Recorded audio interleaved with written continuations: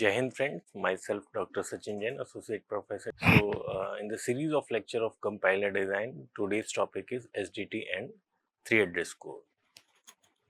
So, these are the outlines of today's lecture. First, we will discuss about the syntax directed definitions, then 3-address code, various forms of 3-address code, and the data structure required for 3-address code, that is quadruple, triple, and indirect triple. So, in this lecture, we will discuss these topics. So, what is SDT? SDT is a context-free grammar that consists additional two important things, that is attributes and rules. So, when we include attributes and rules with context-free grammar, it becomes syntax-directed definition.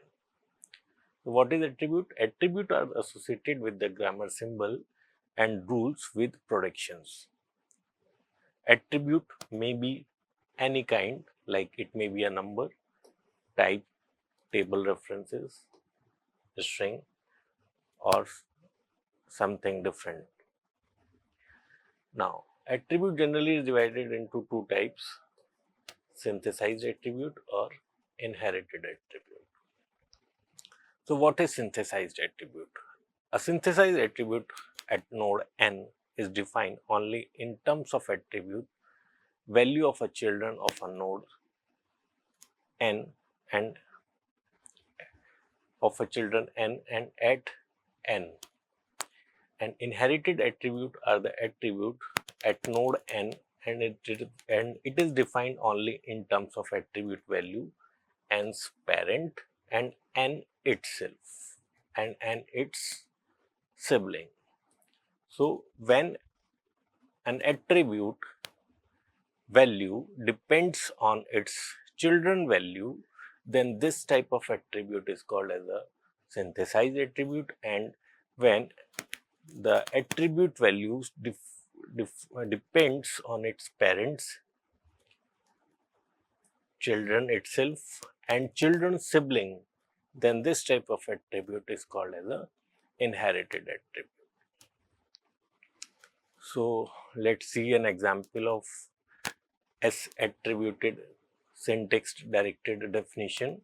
So, in this production rule L to En, here lex dot value is an attribute and defined in this way.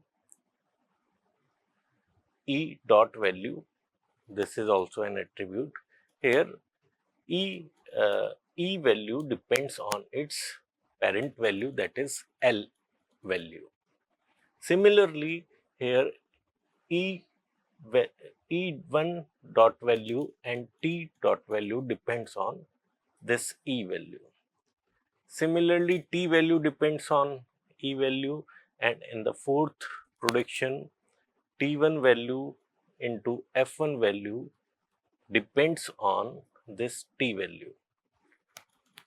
Similarly, F value depends on T value, E value depends on F value, and digit dot lexical value depends on its F value. So, when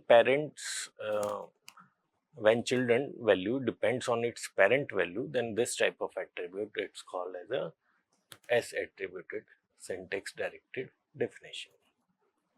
Now, example of mixed attribute. So, in this example, we will see synthesized attribute and inherited attribute both. For example, T tends to F T dash. Here, T dash dot inherited, inh means inherited. Inherited value depends on what? F value. So, this rule saying that value of F value is inherited by the T dash value. So, F value depends on its sibling value. Here, F is a sibling of T dash. Now, in this example, T dash value dot, that is a synthesized attribute, depends on its T value. So, again, T dash value depends on T value. So though both rules related to this one. So this T value depends on T dash value depends on this T value. So this is synthesized attribute. Now similarly in this example, so both these rules are related to this production rule. T dash dot inherited value equal to T dash dot inherited value into F dot value. So both values are related to siblings value. Now in this rule T dash dot epsilon, there is no rule written, a semantic rule is written here. Here F digit, so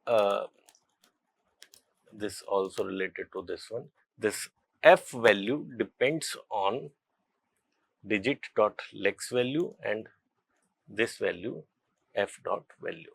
So in all the examples, we see that some values are depends on its sibling value, some values are depends on its parent value, some parent values it depends on its child value. So this is like perfect example of mixed attribute. Now applications of syntax directed definition. So when we talk about the applications, so syntax directed definition are used for type checking and to generate intermediate code.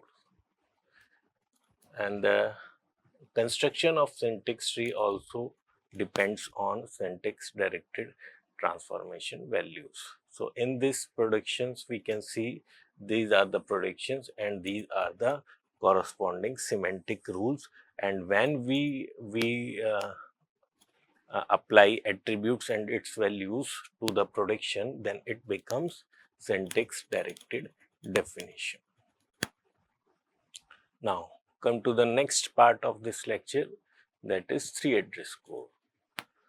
Each 3-address code is an instruction that has at most 3 operands.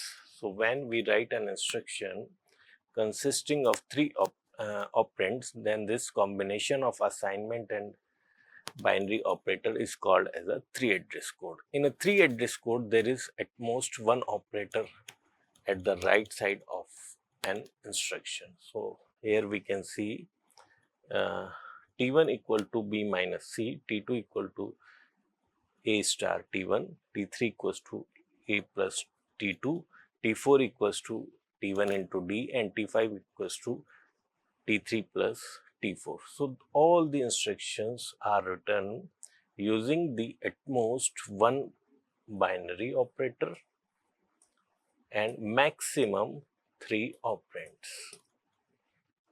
So when we write the 3-address instruction in this way, then then this is called as a 3-address code.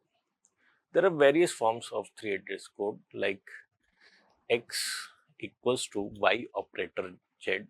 So if I am writing X equals to Y plus Z, this is a 3-address code. If I am writing X plus X equals to plus Y or plus plus Y, then this is also a 3-address code.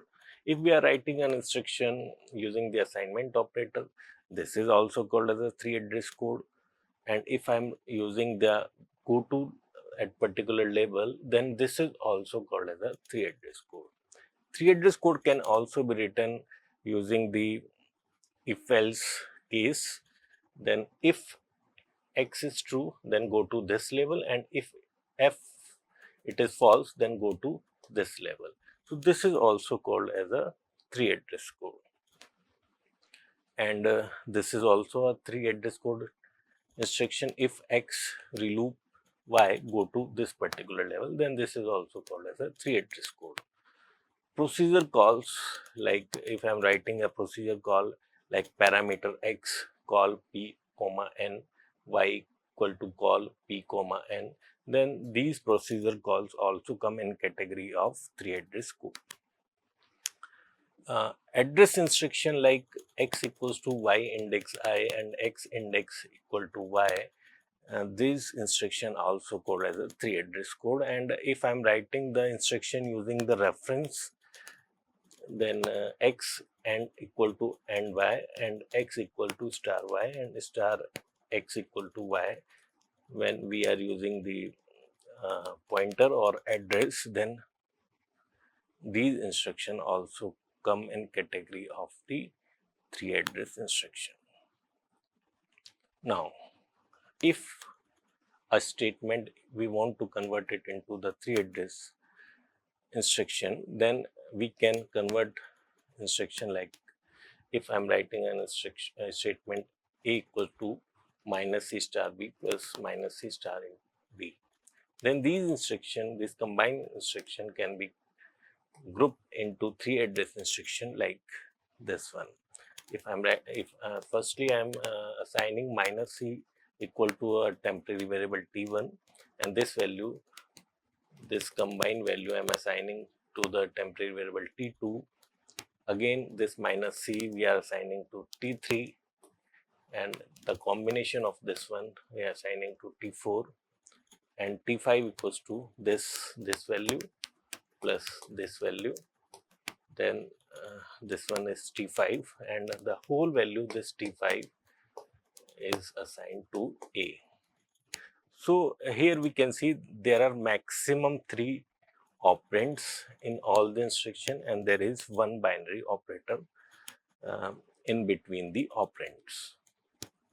Now, there are various type of data structure that come in category of 3-address code like quadruple, triple, and indirect triple. So quadruple have 4 fields like operator, argument 1, argument 2, and result.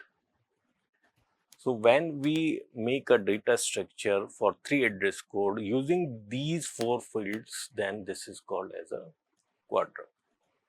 And if temporary variables are not used instead of references, the instruction are made up of a new data structure that is called as a triple.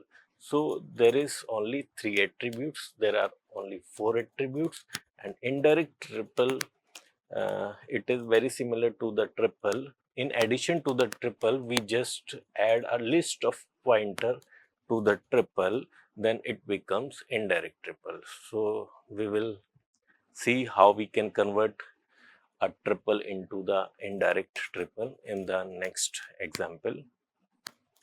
So for example, we have instruction minus b into minus c, this value is a equals to b into minus c plus b into minus c. So first we will convert it into the 3-address code. So first, this value is assigned to temporary variable t1. The combination of b into t1 is assigned to temporary variable t2, and similarly this minus c is assigned to t3, and the combination of b into minus c is assigned to t4. Then t2 plus t4 is given to the t5, and a equal to t5, then again t5 is assigned to a. Now, if we want to make its quadruple, then we will use 4 data structure: operand, argument 1, argument 2, and then result. So first we will take this instruction. Here in this instruction, operator is minus, we will write here. Argument is c, this c, and result is assigned to t1. So this one.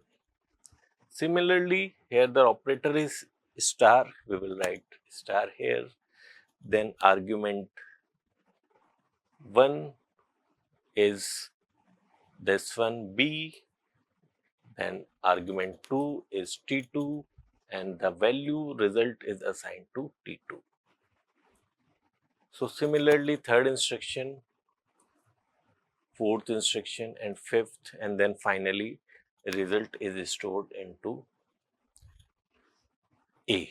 So argument 1 for this last instruction is T5. So in this way we can convert a 3 address code into the quadruple. Now if we will talk about the triple, there are not 4 fields, there are only 3 fields. So what fields is missing? Result field is missing. Here result section is written using the reference. So in this example, same example, here minus is an operator written here. Argument is C, very similar to the quadruple, but result is assigned to the reference number 0. You can take any reference. So further, if we will use T1, so we will write reference number 0. So in this next one here, T1 is replaced with reference number 0. Similarly, T2 is replaced with reference number 1. So when we will talk about T2, we will write T1, 1 reference. When we will talk about this T3, then we will call reference number 2 like this one. Similarly, when we will talk about the T2 and T4, we will call the reference 1 and this one T3. Now result section is stored here. When we will talk about T5, then it will be called as a 4th number reference, and section argument here will be A and operator will be equal to. So the difference between triple and quadruple is only the reference. We are not having the result section in the triple. We are just calling the reference of the quadruple that is assigned by any label. Similarly, when we convert this reference section into another reference section, then this is called indirect triple. So for example, I am calling 0, 1, 2, 3, 4 reference with another reference that is 35, 36, 37, 38, 39, 34, and this additional table is combined with the previous triple table here, then this become indirect triple. So indirect triple and a triple difference is the additional table that access the references of triple with another location number. So this one is the indirect triple. So these were the examples of 3 address code: quadruple, triple, and indirect triple. So that's all about today's class.